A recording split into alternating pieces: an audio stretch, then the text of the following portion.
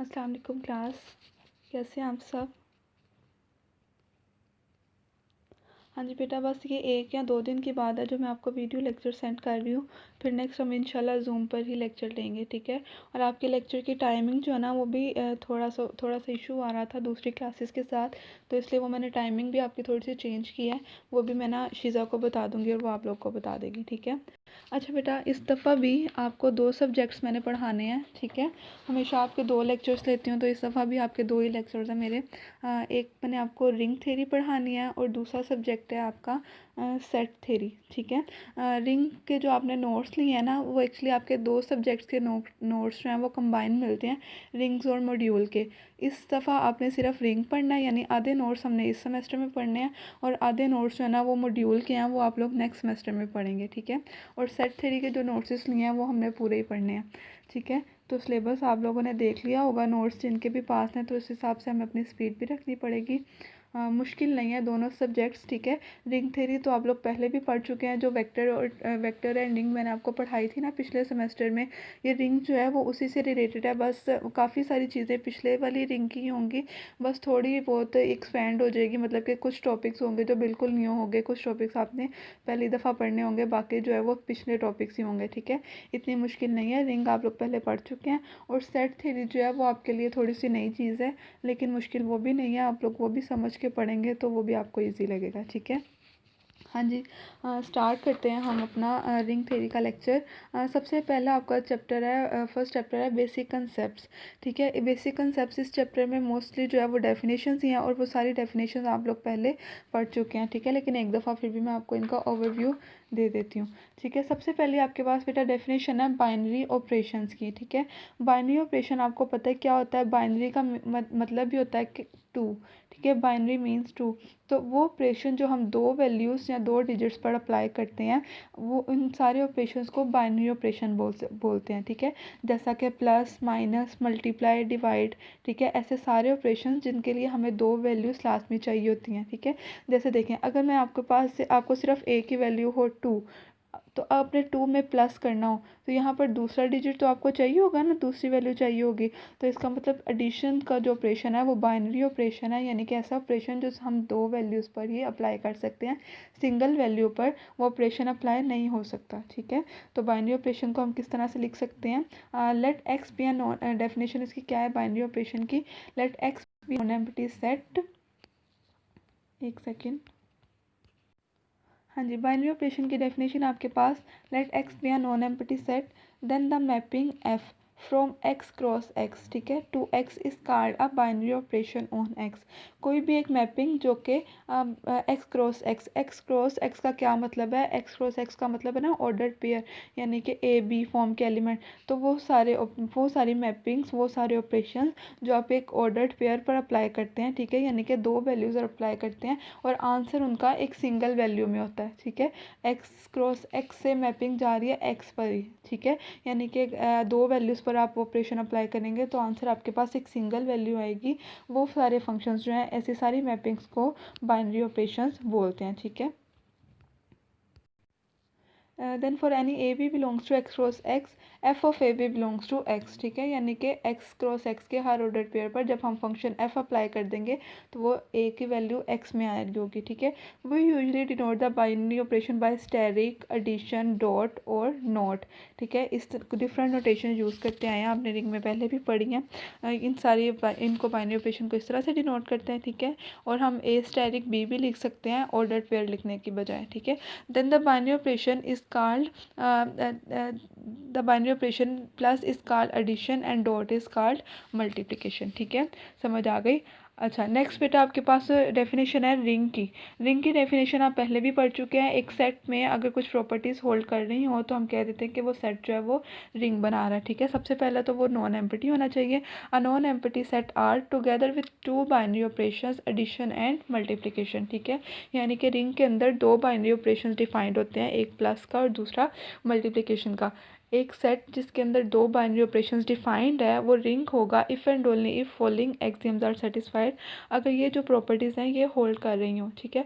First property क्या है कि R under addition is an abelian group, ठीक है। फर्स्ट प्रॉपर्टी है कि आपके पास अंडर एडिशन जो है वो सेट अबिलियन ग्रुप होना चाहिए। अबिलियन ग्रुप की आपको पता है फर्दर 5 प्रॉपर्टीज़ होती हैं। पहली closure property, associative property, identity element, inverse and ये कम्यूटेटिव प्रॉपर्टी अंडर एडिशन। ठीक है, ये सारी प्रॉपर्टीज़ को एक्सप्लेन करने की तो ज़रूरत नहीं है ना, ये आप पढ़ते आए हैं पहले भी। ठीक है, ग्रुप में भी पढ़ी, रिंग में भी पढ़ी, आगे यहाँ पढ़ भी हैं। ठीक है, रिंग जो है रिंग की फर्स्ट प्रॉपर्टी तो ये है अंडर एडिशन इसे अबिलियन ग्रुप होना चाहिए। सेकेंड प्रॉपर्टी है अंडर मल्टीप्लिकेशन उसको सेमी ग्रुप होना चाहिए। सेमी ग्रुप की दो प्रॉपर्टीज़ कौन सी होती हैं, एक तो उस पर क्लोजर लॉ होल्ड कर रहा हो, यानी कि दो एलिमेंट्स का हर दो एलिमेंट का प्रोडक्ट जो है वो भी आपके पास उसी सेट आर को ही बिलोंग करता हो, और वो associative law under multiplication hold करता हो। ठीक है, ये सेमी ग्रुप की प्रॉपर्टीज़ आ गई। नेक्स्ट प्रॉपर्टी है आपके पास left and right distributive law hold. ठीक है, यानी कि अंडर एडिशन जो है बिलियन ग्रुप हो, अंडर मल्टीप्लिकेशन सेमी ग्रुप हो, और राइट और लेफ्ट डिस्ट्रीब्यूटिव लॉज होल्ड कर रहे हो तो उस सेट जो है वो मिलके एक रिंग बना देता है। ठीक है, आगे नेक्स्ट आपके पास बेटा कम्यूटेटिव रिंग की डेफिनेशन है। कम्यूटेटिव रिंग भी आप पहले पढ़ चुके हो।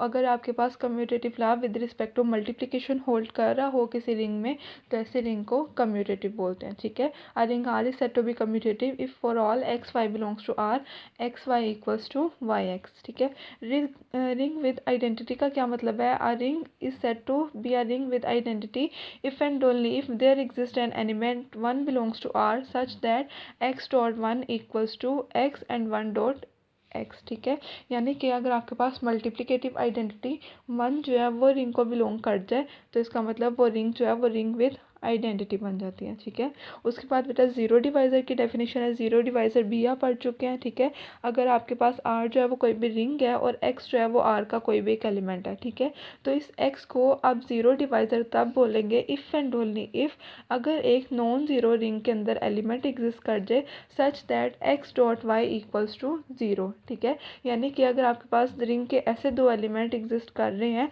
जिनका जो कि नॉन ज़ीरो है लेकिन उनको मल्टीप्लाई करवाने से आपके पास ज़ीरो आ जाता है, तो इसलिए आपके पास तो वो एलिमेंट जो है वो आपके पास उस रिंग का ज़ीरो डिवाइज़र बना रहे होंगे। ठीक है, जैसे कि अगर आप देखें अंडर 6 की मॉड्यूलो क्लास है Z6 0 1 2 3 4 5, इसमें जो है वो 0 2 3 और 4 जो है ना वो ज़ीरो डिवाइज़र है।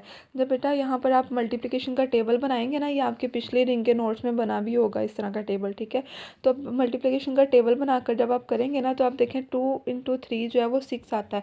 6 आ गया, जब हम 6 का रिमाइंडर लिखेंगे 6 पे डिवाइड करवाने के बाद तो वो 0 आ जाएगा। तो देखिए 2 और 3 जो है वो इट सेल्फ तो नॉन ज़ीरो है लेकिन उनका प्रोडक्ट लेने से आपके पास 0 आंसर आ गया, तो इसका मतलब ये जो है वो आपके पास ज़ीरो डिवाइज़र बना रहे हैं रिंग के। ठीक है, अच्छा बेटा एक और बात, ज़ीरो जो है ना हम यहाँ पर ज़रूरी नहीं है कि एक्स जो है वो हम नॉन ज़ीरो एलिमेंट ही लें। ठीक है, यहाँ पर एक्स के बारे में नहीं बताया हुआ, एक्स जो है वो इट सेल्फ ज़ीरो भी हो सकता है। ठीक है, यानी कि ज़ीरो इट सेल्फ भी एक ज़ीरो डिवाइज़र है। ठीक है, जबकि इंटेग्रल डोमेन अगर हम पढ़ें, एक इंटेग्रल डोमेन की डेफिनेशन क्या है, a commutative ring with identity which has no non zero divisor. ठीक है, अगर किसी रिंग के अंदर कोई भी नॉन ज़ीरो डिवाइज़र ना आ रहा हो तो फिर जो है वो ऐसी रिंग जो है वो इंटेग्रल डोमेन बना देती है। ठीक है, यहाँ पर क्या मतलब देखें, अगर आपके पास कोई ऐसा सेट आ जाता है जिसका ज़ीरो डिवाइज़र सिर्फ ज़ीरो ही है, यानी कोई नॉन ज़ीरो डिवाइज़र नहीं आ रहा, तो फिर वो रिंग आपके पास इंटेग्रल डोमेन बन जाएगी। या इन अदर वर्ड्स अगर हम देखें तो वो क्या आ जाएगा, in other words a commutative ring with identity said to be in integral domain if and only if for all a b belongs to R a dot b equals to 0 implies a is 0 और b is 0। ठीक है, यानी कि अगर आपके पास कोई भी दो एलिमेंट्स का प्रोडक्ट लेने से अगर 0 आ रहा है तो इनमें से कोई ना कोई एक लाजमी तौर पर 0 हो जाए तो ऐसी रिंग आपके पास इंटेग्रल डोमेन बन जाएगी। ठीक है, यानी कि ऐसी रिंग जिसके अंदर कोई नॉन ज़ीरो डिवाइज़र एग्जिस्ट नहीं कर रहा वो आपके पास इंटेग्रल डोमेन बना देती है। ठीक है, नेक्स्ट जो है वो कैंसिलेशन लॉ होल्ड आपको पता करता है, मल्टी राइट कैंसिलेशन लॉ भी होल्ड करता है और लेफ़्ट कैंसिलेशन लॉ भी होल्ड करता है। ठीक है, आगे बेटा आपके पास डेफिनेशन आ गया होमोमॉर्फिज्म इन रिंग्स के अंदर। होमोमॉर्फिज्म आपने पहले भी पढ़ी हुई है, रिंग में भी पढ़ी हुई है, वेक्टर में भी पढ़ी होगी।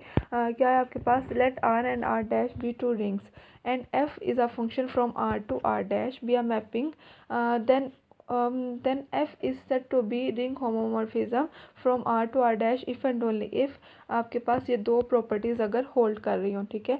यानी कि अगर एक रिंग से दूसरी रिंग के ऊपर एक मैपिंग F डिफाइंड है और इस मैपिंग के अंदर ये दो प्रॉपर्टीज़ होल्ड कर रही हो, तो हम कह देंगे कि ये जो मैपिंग है ये आपके पास रिंग होमोमॉर्फिज्म है, ठीक है। और ये दो प्रॉपर्टीज़ आपके पास क्या है कि अगर आप F of X plus Y equal आ जाए आपके पास F of X plus F of Y के, and F of X into Y आपके पास इक्वल आ जाए F of X into F of Y के, यानी कि एडिशन में भी इमेज आपका सेपरेट हो सके और प्रोडक्ट में भी अगर आपके पास सेपरेट हो सके इमेजेस, तो आपके पास जो है वो रिंग जो है वो मैपिंग जो है वो होमोमॉर्फिज्म बन जाती है, ठीक है।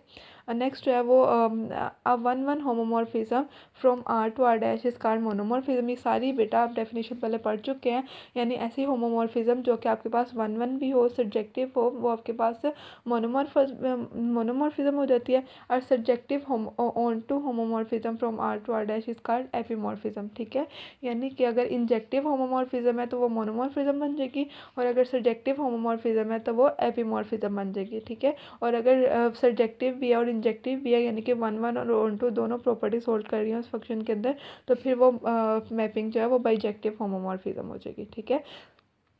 और अगर आर जो है वो बाइजेक्टिव होमोमॉर्फिज्म बन जाए तो दोनों रिंग्स जो हैं वो एक दूसरे के आइसोमॉर्फिक हो जाती हैं, ठीक है। वन यानी कि bijective homomorphism is called isomorphism, ठीक है। ये सारा कुछ आप पहले पढ़ चुके हैं, इसमें कोई भी नई चीज़ नहीं है।